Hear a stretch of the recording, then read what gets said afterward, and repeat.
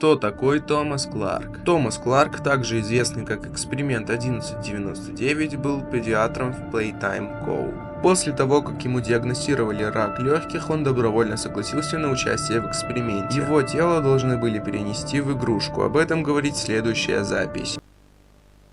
Test subject is 59-year-old Thomas Clark, a full-time employee at Playtime Co. since 1955.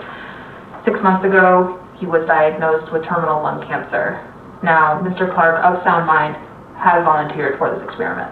После участия и завершения операции Кларк показывает не самые лучшие результаты. На этих кадрах даже видно, как он в ужасе двигает своими глазами в своем новом теле динозавра Брона. Подопытного пришлось перенести в комнату с другими экспериментами, и Томас Кларк начал в страхе оглядываться. А после того, как остальные поняли, что он сотрудник компании, на него напали. Чуть позже ученые находят его истерзанное тело.